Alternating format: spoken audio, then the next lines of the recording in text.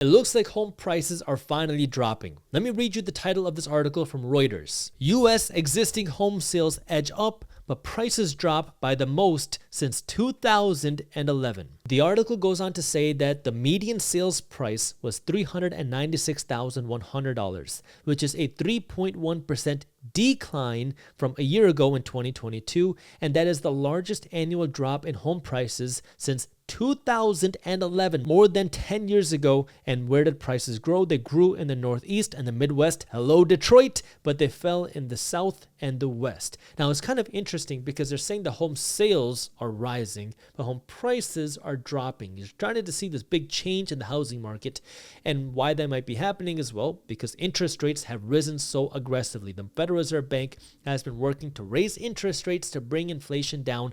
Mortgage rates went from 2.5% 18 months ago to now about 7% today in mid-2023, which means if you want to go out and buy a home, now you're going to be paying way more money in interest, even if you're borrowing the same amount of dollars. So it has become so much less affordable to buy a home, but there's still a lot of people out there that want to buy a home relative to the amount of homes out there. Why? Because the inventory of homes are still so low. We have a huge inventory crisis here in America where there's not enough homes being built and there's not enough homes for sale. Now, a big question a lot of people have here is, how do we fix this inventory crisis? Is it by cutting interest rates? If you cut interest rates, what's going to happen? More people are going to want to buy a home. Home prices are going to want to go up. But developers might be a little bit more incentivized to go out and build. The key here to fix the inventory problem is developers and builders have to be incentivized to go out and build a home. Because if I'm a developer and I want to build an apartment complex, I want to build a subdivision, I want to build some homes, what I need financial justification to go out and build a home. Because if I'm a developer, I might be looking for a minimum 20% return on my money and my efforts. Because if I'm going to spend, let's say, $100 million building a new neighborhood, I better be able to make at least $120 million on the $100 million I have to invest. Now, I have to go out and take on a lot of debt. I have to go raise some money. I have to go spend my time building this. There's a lot of work required. So you have to have some sort of margin.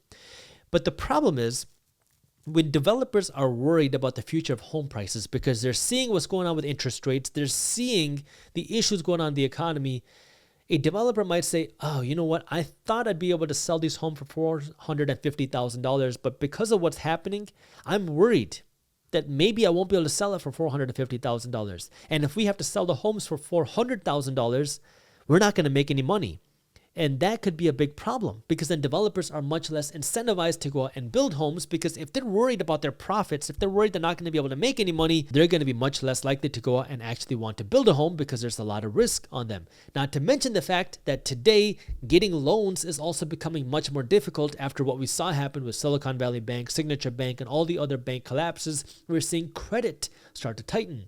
And when you hear credit is tightening, that means it's becoming more restrictive for builders, investors, business owners to go out and borrow money. Even consumers, it's becoming harder for people to go out and borrow money, which means less money going out there for people like builders to actually build homes. So now builders have to be able to justify the return. They have to be able to justify going out and taking the risk. And then they have to work even harder to raise the money, which creates more of the inventory problem that we're seeing. The inventory problem means that you have a lot of people that want to buy homes. People still have extra money to buy homes. They're willing to overpay to buy homes, even though they're very expensive, because they want to own a home. And that's okay today because we still don't have that type of inventory. Now, what could cause this to flip? If you started to see more of a drastic decline in home prices, like we're starting to see home prices start to fall, if that were to continue, and you start to see more negative equity, meaning people become underwater on their properties, that could really start to flip the housing market, because that could flip the supply side of homes. See, the price of homes, just like every other asset class, depends on supply and demand. When you have more buyers and sellers, more demand than supply, the price of homes are generally going to go up because buyers are going to bid against each other to buy the limited supply of homes. But if you have more supply than demand, meaning you have more sellers than buyers, now the sellers are competing against each other to sell their home. How do they compete against each other? By cutting the prices of their homes, by cutting the listing prices to make their home more attractive. So in order for this to flip, either we need demand to drastically fall or we need supply to rise. Now, demand has definitely fallen. We still have a lot of demand, but demand has definitely fallen over the last 12 to 18 months because of the higher interest rates. A lot of buyers are now on the sidelines saying, you know what, we're just going to sit this out and we're going to wait a little bit because mortgage rates have gone up so much and home prices have gone up so much. So it's so much more expensive to buy a home. So demand has cooled, but it's still higher than supply. But what could cause the supply to flip is now if you start to see more people become underwater because home prices start to go down, well, then that could now start to force people to sell because now they say, oh, I'm seeing home prices drop. We need to sell this property while we can. We need to get this cash out while we can, or we're getting worried about our jobs. We need to sell. Or banks start forcing people to sell. If that were to happen, now you have supply start to go up because now you have more people selling. Banks starting to foreclose. Now sales start to go up. And if demand continues to go down, now you have a problem because now you have more supply than demand. Well, it's a problem for home sellers, but it's a good thing for people who want to buy a home because then you have more buying leverage as a buyer. Now, these are things we've been covering in Market Briefs. Market Briefs is my free financial newsletter. If you have not joined Market Briefs yet, I highly recommend you do so, not just because I created Market Briefs, but because it's going to keep you up to date on what's going on in the housing market, in the stock market, in the economy, in the global economy, and the crypto markets in just 5 minutes every morning, and it's completely free. So if you have not joined Market Briefs yet, go to briefs.co/market. That's briefs.co/market. And I also got the link for you down in the description below. Limited housing supply is also hindering rapid improvement. There were 1.08 million previously owned homes on the market last month, up slightly from the April numbers, but down 6.1% from a year ago. We have a limited housing supply, which is making this housing market so difficult and made it so difficult for home prices to go down. But we're also seeing less supply now than a year ago, meaning less and less people are selling their homes. Why are less and less people selling their homes? Well, either people are saying, oh, I'm not getting as much money for the home that I wanted, or people are saying, yeah, we were thinking about buying a home, but maybe we'll hold off a little while. We're not going to sell our home because, well, we're not really sure what's going on in the housing market. Now, the key factor that you want to pay attention to in the housing market right now is what the Federal Reserve Bank does, because the Federal Reserve Bank is controlling interest rates, not mortgage rates, but interest rates. And if they continue to stay aggressive on interest rates, that's going to continue to put higher pressure on mortgage rates, which will continue to make housing less and less affordable. And now take a look at this article from Fortune magazine talking about the Fed's opinion on the housing market. The title is, "The U.S. housing market is, quote, putting in a bottom." This is by the Federal Reserve Bank Chairman Jerome Powell. Now, what was interesting about this article is it kind of talked about Jerome Powell, who's a chairman of the Fed's opinion about the mortgage and the housing market over a little period of time. Let me show you. In June 2022, Jerome Powell said that the higher mortgage rates would help reset the housing market because the housing market needs to get back to a place where housing demand and housing supply are back together in an equal area. What does that mean? We had way too much demand, way little supply, which was causing home prices to skyrocket. This was about a year ago, June 2022, and that was why Jerome Powell was very aggressive. If you remember back in the summer of 2022, Jerome Powell was raising interest rates by 0.75% again and again and again,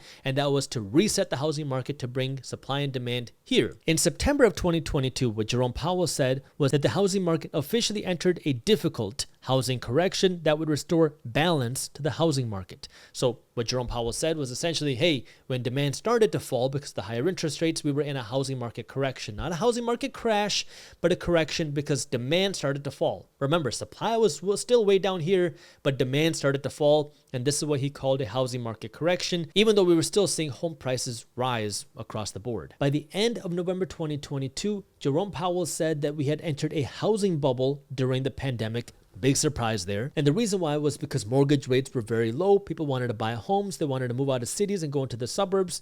And so you had this housing bubble that was formed because home prices were going up at a very unstable rate and causing overheating in the housing market. So now Jerome Powell is trying to essentially correct and prick that bubble, because when you had those low mortgage rates and this high demand, I mean, it was really the perfect storm in the housing market. You had low mortgage rates. You had people that wanted to move out of the cities into the suburbs, and then you had a low inventory of homes available for sale. It created this perfect storm where everybody wanted to buy a home, but there weren't that many homes for sale. So now everybody can get this cheap debt and outbid each other, and that caused home prices to skyrocket at essentially some of the fastest rates that we've ever seen. And that's what Jerome Powell says created that pandemic housing market bubble that he's now working to prick. And the way that he's working to prick this housing bubble is by raising interest rates. And this is where he says that now we're finally starting to see a housing market bottom. Now, the interesting part is, what does a housing market bottom really mean? Does that mean that we're no longer going to see home prices go any lower? Or does that mean that we're going to see more stability in the housing market, meaning enough demand to meet supply? There's a lot of uncertainty here. There was a lot of articles that were actually talking about what does this bottom actually mean. But this is where, again, if you are monitoring the housing market, the factor that you want to pay attention to more than anything else is interest rates, because that is going to drive not just the housing market, but the general economy, because higher interest rates are, number one, going to make buying a home less affordable. Number two, higher interest rates are going to cool down the economy. That means less people with jobs, less people with growing incomes, less people with the ability to buy a home. And higher interest rates also means less credit entering our market, less lending in the market, which could also slow down the housing market. Now, higher interest rates take time to be felt. It takes somewhere between 12 to 18 months to feel the effects of higher interest rates. And so this is where now understand that the housing market is already a slow-moving asset class. It's not like the stock market where you can buy and sell a stock in the blink of an eye. It takes time to sell a home. So now to see the effects of the higher interest rates in the housing market, that's going to take even longer. So understand, higher interest rates cool down the housing market. We're starting to see home prices start to drop. If we continue to see interest rates go up, that's going to continue to put more downward pressure on the housing market. More downward pressure on the housing market means demand will continue to go down. This will continue to push home prices up less slowly until demand starts to meet supply. Now, again, this can happen either if demand falls far enough or supply also starts to rise. So we've been talking about the demand side, that demand is going to be affected by interest rates. Interest rates make housing less affordable. That pushes demand down. Higher interest rates make the economy slower. That will also push demand down. But then if home prices begin to fall more, that can affect supply, because that can force people to sell. Either they want to get out of their home while they can, or that can create more foreclosures. We're still not really seeing any foreclosures because, well, people generally have equity in their homes. So even if you get behind on their payments, if you lose your job, it's okay. You can cash out of the home and move out and have some money in your pocket. It doesn't make sense to go through a foreclosure.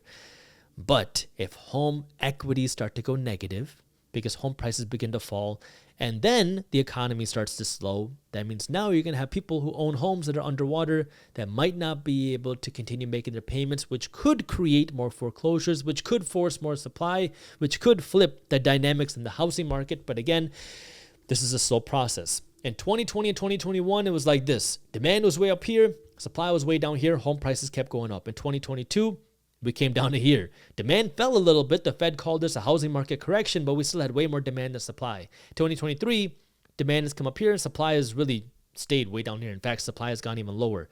So we have demand coming closer to supply, but it's still not there. Now the question is, where are we going to be in 2024, 2025, 2026? And this is where you want to be paying attention to the trends, but also keeping your eye on where interest rates are going. The United States of America is facing the highest debt levels that we have ever seen, and now this bubble is starting to shift. Our national debt, the United States government is approaching $32 trillion worth of national debt. And then if you look at our corporate debt levels are hitting also brand new record highs